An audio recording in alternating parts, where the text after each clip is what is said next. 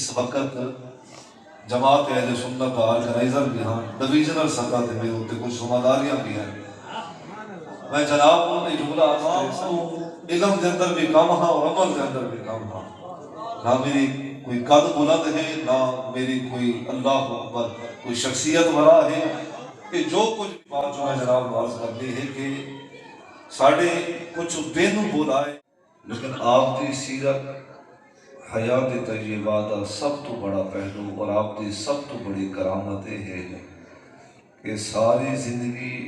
نبی علیہ السلام دی شریعت دی اطاعت وچ بھی گزری ہے، نبی دی سنت دی اطاعت وچ بھی گزری ہے. یہ ادارہ، یہ آستانہ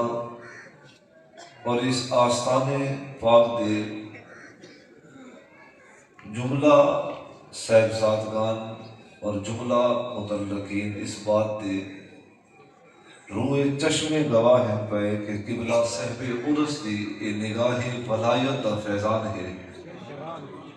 کہ بزرگاں دے نقش قدم ہوتے انہاں دے وصال تو بعد بھی نصف صدی تو زیادہ عرصہ گزر گیا ہے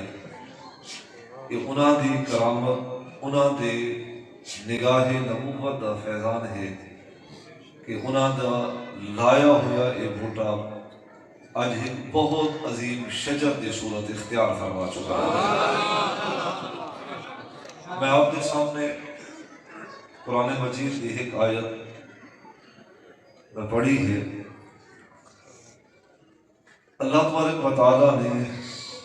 اپنے محبوب مقرب بندیاں کو شان عطا فرمائے کہ اللہ دے نیک ولی دی ایک صفت یہ ہے کہ وہ اپنا مقام، اپنی شان اپنی زبان کے نالوں بیان نہیں کرتے، نہ وہ اس بات کو پسند کرتے ہیں کہ کوئی انہاں دی شان نو یا انہاں دے مقام نو وہ انہاں دے سامنے بطور تعریف بیان کرے. ولایت دی ایک علامت و پہچان یہ ہے کہ ولی عاجزی اور انکساری کے اندر،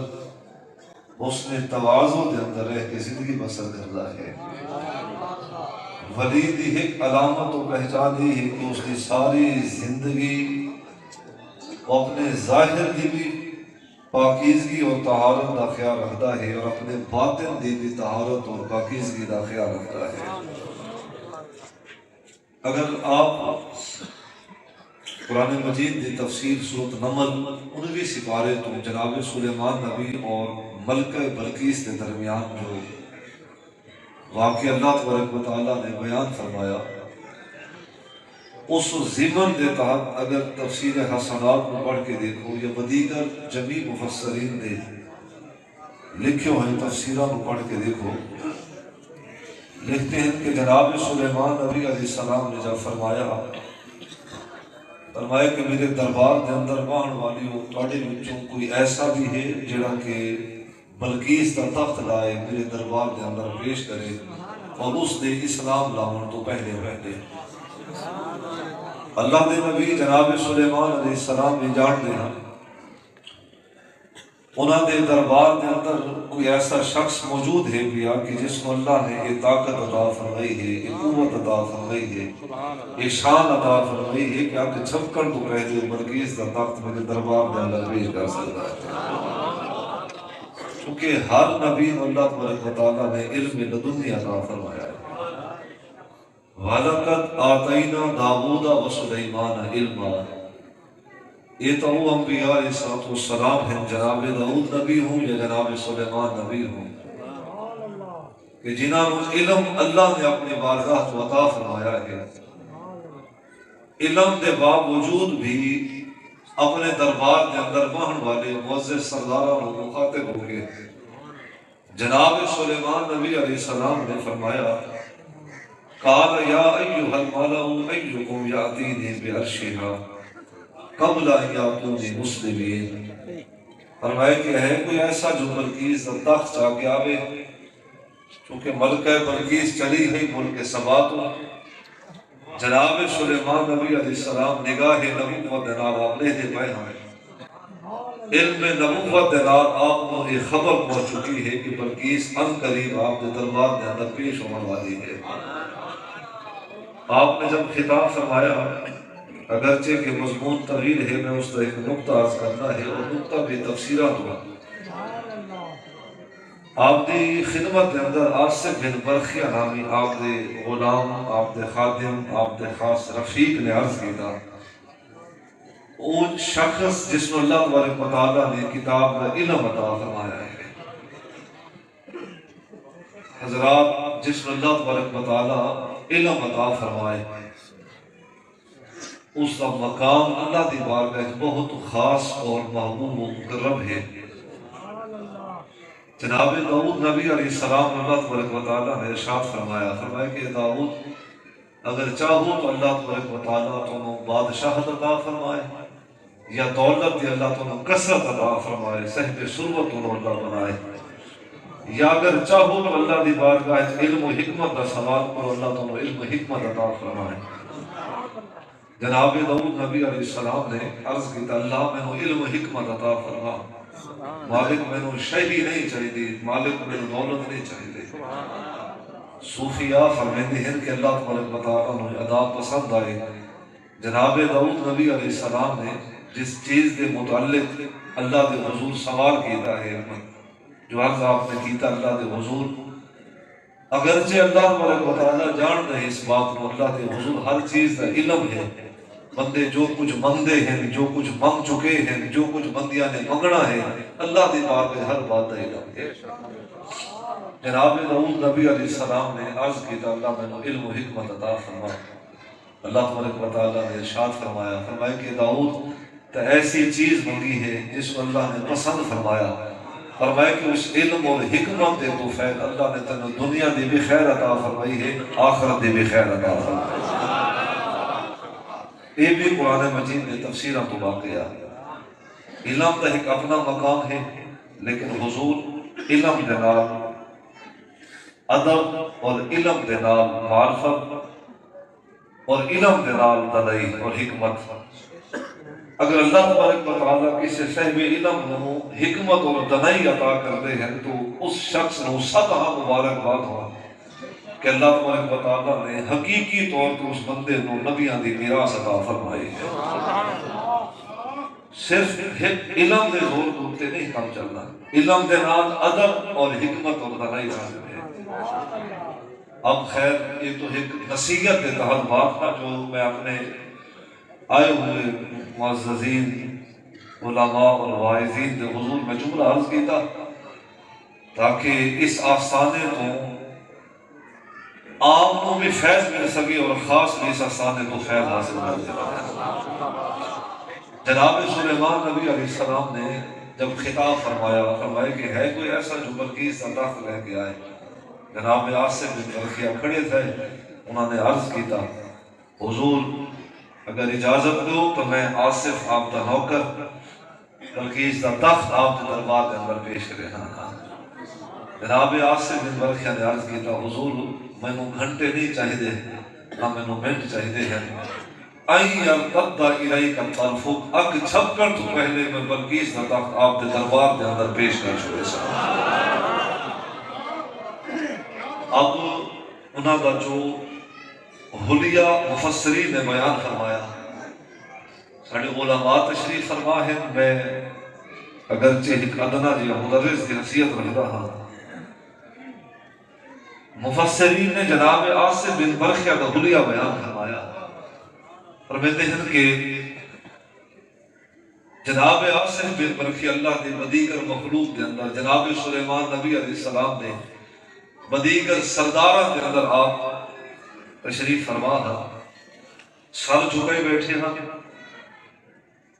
درمیانہ لباس آپیا، متوسط لباس آپیا، بارش ہم پہ سر جھکا کے جناب سلیمان نبی علیہ السلام دی بارگاہ کے اندر ادباً عقیدتاً ارادتاً آپ حاضر و تشریف فرما ہوئے۔ اللہ نے شان یہ عطا فرمائی کہ اک جھپکن تو پہلے بلقیس کا تخت انہاں دے وسیلے اور واسطے دینا، یعنی انہاں دے توفیل و ذریعے دینا جناب سلیمان نبی علیہ السلام دی بارگاہ کے اندر حاضر تھیا، لیکن حلیہ جو مفسرین نے بیان فرمایا یہ کہ عاجز و انکساری ہے، جنہوں اللہ تبارک و تعالیٰ کوئی چیز عطا کرتا ہے، میرے اسلاف نے عرس دے محفل دے اندر آن والے حضرات ان دی گردن تکبر تو اچھی نہیں ہوندی بلکہ ان دا سر عاجزی تو جھک بہتا ہے کرامت ہے اللہ نے دیکھ ہوندی آتی انہاں دی عادت خصلت اللہ اکبر ایسی ہوندی ہے کہ جس کو اللہ پسند کرتا ہے عاجز و انکساری طبیعت کے اندر فیاضی تو اللہ تبارک و تعالیٰ نے صاحب عرس نو شان عطا فرمائی اللہ دی عزت دی قسم ہے جو اوصاف اللہ نے صالحین اور صدیقین دے قرآن دے اندر بیان فرمائے جو اوصاف اللہ دے نبی نے اپنے حدیثہ دے اندر صالحین اور صدیقین دے بیان فرمائے اللہ دے عزت دی قسم ہے اس دے عرش دے تلے کھڑے ہو کے میں جملہ عرض کردہ پیا وہ تمام اوصاف صاحب عرس دی ذات دے اندر اللہ نے من رکھ چھوڑے تمام اوصاف کمالات وہ تمام خوبیاں بشری تک یہ تقاضے دے نال آپ دی ذات اللہ تبارک و تعالیٰ نے کامل و اکمل بنایا انہاں دی ذات کے اوپر صدہ سلام اور ویسے بھی اللہ اکبر انہاں دا مقام اتنا بڑا کہ پاک نبی علیہ السلام دے اہل بیت و آپ دا تعلق خون رسول دا فیض آپ کو نصیب ہویا اور میں جناب کی خدمت دے اندر بھی جملہ بھی انتہائی اختصار دے نال عرض کرے سا کہ من جملہ سیدات نظام جتنے بھی سیدات نظام ہیں سید العقیدہ صوفیاء فرمیندے ہیں کہ انہوں نے براہ راست بغیر کسی واسطے دے جو کچھ بھی ملتا ہے بارگاہ محمد مصطفیٰ تو ملتا ہے یہ حسن حسینی سیدہ عرس کا پیا مولا کائنات نے بیٹے دا عرس کا پیا انہوں نے عرس کی تقریب کے اندر انہوں نے محبت کرنے والے دور دراز تو تشریف فرما ہوئے میں عاجز جملہ سیدات نظام کے طرفوں آپ تمام جملہ پیر بھائیاں دا جملہ محبت کرن والیاں دا بالخصوص اپنے وسیب دے آنے والے دوستاں دا بالعموم قرب و جواب تو تشریف فرما حضرات دا میں ممنون و مشکور اور شکر گزار کہ آپ حضرات تشریف فرما ہوئے اللہ پاک آپ نو اس عرس پاک دی یہاں تک تشریف فرما آخری تک اللہ مترجم اللہ آپ دے قدم بقدم آپ اللہ نیکی اور جزا عطا فرمائے دو اعلانات جو میں چونکہ اس وقت جماعت اہل سنت آرگنائزر بھی ہاں ڈویژنل سطح دے میں ہوتے کچھ ذمہ داریاں بھی ہیں میں جناب کو یہ جملہ عرض کرے سا کہ جو کچھ بھی عزت ملی ہے یہ سب کچھ بزرگاں دے دعاواں دے تو فیل پیر بھائیاں دے دعاواں دے تو فیل میں اس قابل نہیں اور نہ میں کوئی زیادہ علم والا ہاں نہ میں کوئی زیادہ عمل والا ہاں میں تمام تو علم کے اندر بھی کم ہاں اور عمل کے اندر بھی کم ہاں نہ میری کوئی قد بلند ہے نہ میری کوئی اللہ اکبر کوئی شخصیت بڑا ہے کہ جو کچھ بھی ہے دعاواں دے تو خیر ہے دعا فرماؤ کہ اللہ تبارک و تعالیٰ ذمہ داریاں دے اندر سانو اللہ سرخرو فرمائے پورے خلوص اور دل جوئی دے نال اللہ جماعت اہل سنت جماعت حق کا دے اللہ سانو خدمت دی توفیق عطا فرمائے یہ آپ کو دعا گنن دے واسطے میں اپنے کچھ گزارشات متعلقہ عرض کی تھے آرزو تو یہ ہے کہ جب اعلان ہوئے تو میری آرزو ہے کہ ساتھ تعارف بھی ہو بنے پر اختصار وقت دے تو خیر انہوں نے بات مکمل نہ فرما سکے اب دوسری بات جو میں جناب عرض کرنی ہے کہ ساڑھے کچھ دن بلائے قوال حضرات تشریف فرما ہوتے ہیں عرصہ کے اندر میں بڑے ادب دے نال کوئی ایسی بات نہیں کہ ناراضگی والے چونکہ ایک دن دی محفل ہے ٹائم مختصر ہوتا ہے تھوڑے ٹائم دی وجہ تو اسا سب کچھ کور نہیں کر سکتے تو چاہتے ایسا یہ ہے کہ اپنے دوستوں کو دعوت لو 3 عرس مبارک ہوتے ہیں انشاءاللہ اپنے دوستوں علماء خطباء قوال حضرات اسا وقتاً و وقتاً خود بھی جان کرے دے رسو تو میری گزارش یہ ہے کہ بغیر اجازت اور بغیر رابطے دے کوئی عالم دین تشریف فرما ویسے آئیں زیارت واسطے انہوں نے اپنا آستانہ ہے روحانی طور پہ قلبی طور پہ فیض ولایت حاصل کرنے واسطے سادہ بار آؤ آپ دے واسطے دروازے کھلے ہیں لیکن اس معاملے کے اندر تھوڑا آپ حضرات خیال رکھا کرو